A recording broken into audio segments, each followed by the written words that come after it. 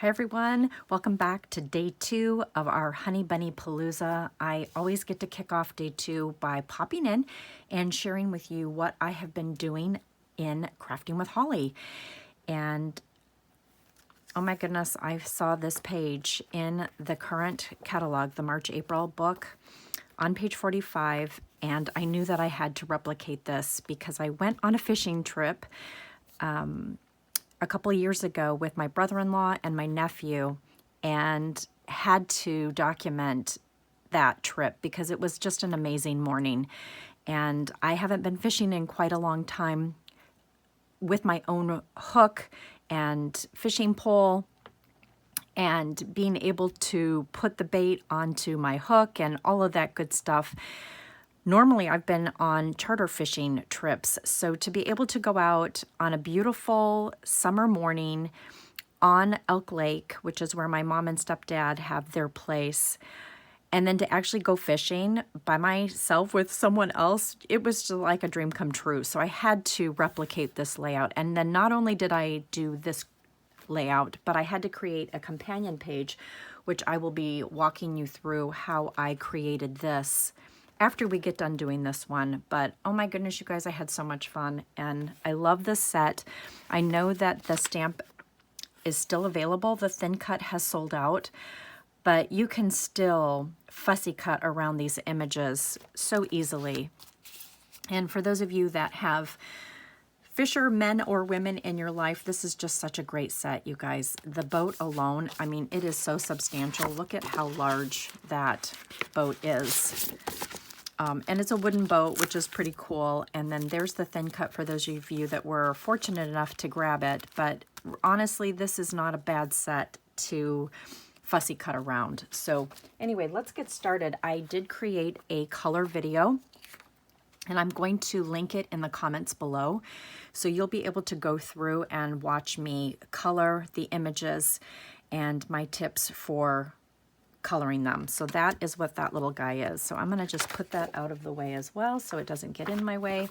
But I wanted to go ahead and let's get this layout done. And then I also used the decorative shapes thin cuts. I know that these sold out as well, but I wanted to still show you how amazing these are if you do get a chance to grab them. Or if you did get a chance to grab them. So anyway, let's go ahead and I'm just going to peel all of these pieces off that I've already colored and have them in the places where I want them. And we're gonna just go ahead and build this. And you know, I eyeballed the measurements, and for those of you that like to have the measurements, just be patient with me. I will be happy to create a guide for this. It's just going to take me some time, but I will make sure that I pop it into the Honey Bunny Palooza group when it's done. And I did add, actually, I'm going to point out that I did add another piece of periwinkle under here because I just felt like it needed it. And there was just so much white space up here that I needed to kind of push my pictures from the bottom up. So we'll get to that as well. But we are going to start with this. And I'm going to go ahead. This is the paper collection from Let's Go Anywhere. And the only other thing that I did not add to this is the zip strip from the mixing collection, because it was one little piece of paper that they added and I was like, you know what, I'm good with that. We do not need to have that. The page will still look good even if that is not on there. So, you know, even though I am copying artwork from the catalog, my suggestion to you is don't feel like you have to copy everything, especially if there's like one little tiny piece that you're missing. You can still make it, right? And then this is the zip strip from the Let's Go Anywhere paper collection. And I cut it in half so that I could use it on both pages. So another little just hack, so to speak, when you are creating, feel free to cut these zip strips in half and use them as decorative elements on both pages. Okay, so now that I've got that done, I'm going to start tearing this paper because we are going to layer these. And then this is the little hook that is on the stamp set, and I just stamped it all the way across. Let me find my stamp set. Where did I put him? Over here in my pile. Here he is. He is this little guy right here. So he is a little hook, and I just stamped him on the light side of Periwinkle because I screwed up over here and got a smudge on it. So you know what? That's what happens in stamping, right? So I just flipped it over. I'm using the light side of Periwinkle, and I use Sapphire ink to stamp those all the way across. And we are going to glue this down to the bottom of this piece of the Let's Go Anywhere paper. And before we do that, let's just start tearing. And I love that our papers and our cardstock have that white core so that you can do this kind of paper tearing, and I tend to tear towards myself, and I like to hold on to the paper with my thumb just so I get that nice grip, and then I just start tearing. And you can go deep and you can go more narrow, just like that. And then we're going to do the same thing on these two. And then I'm going to match them up to the left page that I've already assembled, so that they also match up. And then the periwinkle, and it's really interesting, when I was looking at this, I noticed that there's this little piece of periwinkle right there, and that's why I decided to go ahead and just make a bigger piece.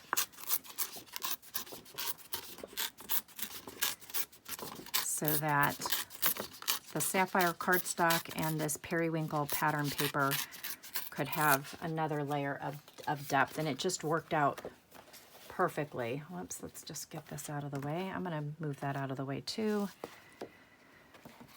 There's just so many pieces and layers when you're creating scrapbook layouts, and I always like to have them side by side so that I can line everything up. So let's do this. Whoops, and of course I already put sticky on that and it got stuck to something else. So I just want to make sure that I'm lining this piece up first, which I'm going to stick down first. And before I do that, let's get this on here. And I apologize if you guys cannot see what I'm doing. So sorry. I always need to remember to get into the camera view so that my friends can see what I'm doing. Okay, so there, that's done. That, I love that it's, let's get this lined up the right way, Holly. Okay, so those are right next to each other. Let's just make sure, because somehow this seems, there's the bottom. There we go. Okay, that's better. Okay, so I'm going to go ahead and attach this periwinkle piece first, because I want that to sit right at the same spot. Perfect. Okay, then I can build this piece, which is going to go right there. And I love that you get this right here in this corner. That makes me happy. Here, let's move that down. And it looks like not everything is in view. Let me just make sure I can bring this down just a little bit. There we go. And then we're going to layer this down, and this is going to sit right here, and look at that. That is spot on. Yay, and it just gives you some nice depth and layers there. Okay, that's perfect. So now let me just put this off to the side. We'll bring that in just a minute. And let's get this layered. And I love the triple mats. I think it just really brings your eye to the pictures. Whoops. And this is my brother-in-law, Matt, and he got the smallest fish. He did end up throwing it back in. But I was so excited, you guys. I caught the biggest fish. I caught the first fish, and I caught the biggest fish. And Matt has definitely been fishing a whole lot longer than I have. You should see his toolbox that he has for fishing. It is quite impressive. And he's been helping me get my little toolbox built up. Certainly not anywhere near his, but oh my goodness. And then look at that sunrise. Oh my word, it was so spectacular. We got up really, really early. We were up at like 4:30 in the morning to get out there. And it's about a half an hour boat ride to the other side of the lake. My mom and stepdad have a place on Elk Lake, and Skeegmog is where we went to go fishing. So for those of you who are familiar with like the Elk Lake and Torch Lake area up in the Traverse City area, that's where we went fishing. And Skeegmog is really clear, really woody. Like there's tons of logs and trees that have fallen through the years and decades. But it's one of the best fishing areas to go fishing on those lakes. And we caught a ton of fish. Not all of them were catchable. We had to throw quite a bit of them back in. But it was just such a fun experience. And I can't wait to go do it again. My husband is not really into getting up that early to go fishing. He'll go and he'll sit with me, but it's not one of his favorite things to do. So it was fun to have my nephew and my brother-in-law go and do that with me. Okay, these are just pieces that are gonna go over here, and I've already taken the gel pen and colored those, and we want them to kind of be in between these two pictures, and we want that one to kind of come out a little bit. So I'm gonna stick that one there. And I did not do the zip strip on this side. I decided to put it over here on this side to balance it. So again, that's just another little change that I did. And then this little guy, let's just try and line him up with the other side. I think that is good. And then these are those amazing tags from the Decorative Shapes. And I'm just tucking this one in. Again, I want them to be in between those two. And then this little guy, I'm gonna have him tuck over just like that. And then I used one of the retired stitched circle thin cuts to do this one. And I'm gonna pop this with some foam tape. And let's get this over here. And I want that to be right like that. And then this little guy is gonna go over here and look like he's kind of jumping out, just like that. And now we're ready to build down here, which is gonna be so fun. So let me just grab these pieces. There's quite a bit of them. We're going to put the boat on first, and I want foam tape on that boat. And I did end up going back over with the red brown in medium, and I did darken it a little bit. It just didn't come out as dark as I wanted it to originally when I used the light shade. So I also wanted to bring that to your attention. And we're going to have this little guy come sit down here. He's kind of at an angle, like so. And then if you still want to, go ahead and take the dark side of Periwinkle, and we're gonna just tear this, and we're gonna just kind of tuck that in. I might even cut it off a little bit, but let's just see. He really needs to just go under here and kind of come out a little bit. So you know what, let's just do that, just for the sake of not having to fuss too much. And I might lift this up just ever so slightly. It's the hardest thing about using foam tape. Yep, that is going to go just like that. And let's just tuck him in just like that. Yay. Okay, that looks good. And then we are going to start building these pieces. So this one is going to get tucked under right like that. That's perfect. These are some other little embellishments. We need our fisherman and the other piece. This one is going to come down here. And let's have him sit like right there. My boat is a little bit lower than the picture, but that's okay. I'm okay with that. And then this is the life is going to get tucked in right under there, which is perfect. And that is going to go just like that. Again, mine isn't perfect, a perfect rendition of this, but you know what? It is just what I wanted. So we want him to go right like that. He looks like he's kind of floating, which is kind of fun. And then I'm going to just tuck in our little fish. One's going to be jumping out of the water. One's going to be coming over here like that. And then all we have left are the can of worms and another little hook. Bobber, right?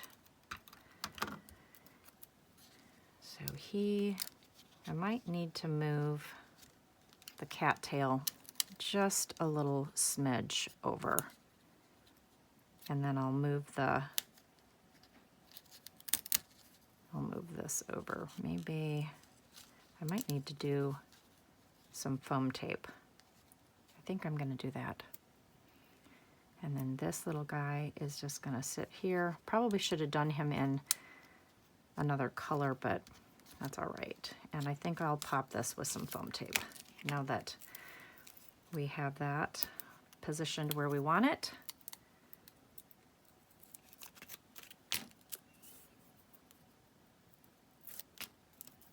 And we're going to just tuck that in. Might need to just shorten that just a little bit.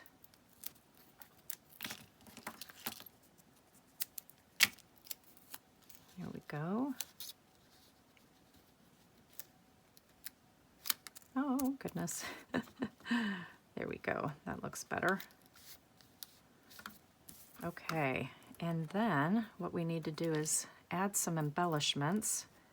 So let me grab those. And these are the blue dots, and they have periwinkle on the end. And we need the stars, and we're going to put a star right here. And then a small one and a medium one.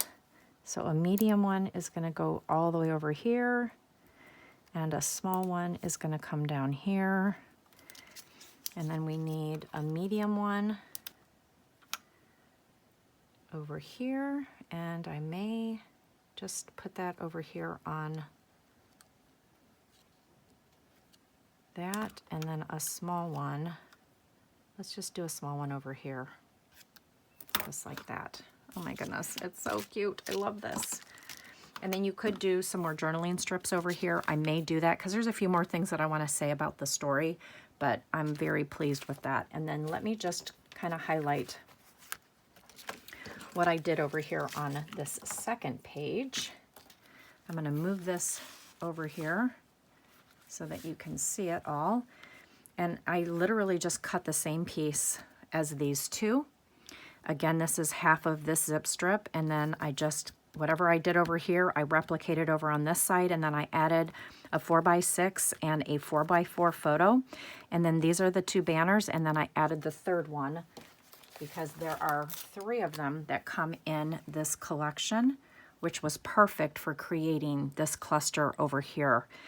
And then I wanted to highlight for you this journaling piece and how I created it. So I used foam tape to measure and kind of tuck in my journaling piece.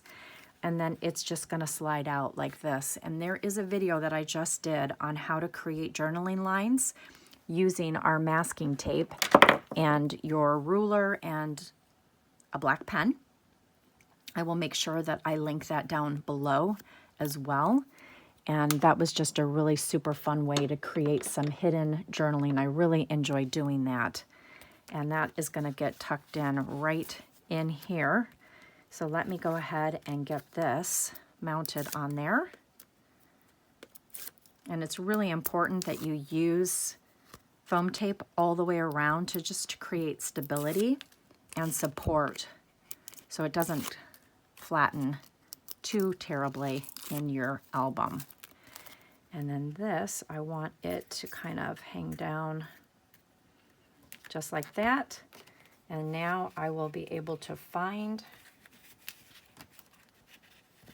where that is, and there you go. Now it can pull out, and what I'll do is I'll end up trimming my page protector so that this can slide out, and I'll actually have this kind of sticking out like that so people know to just pull that out.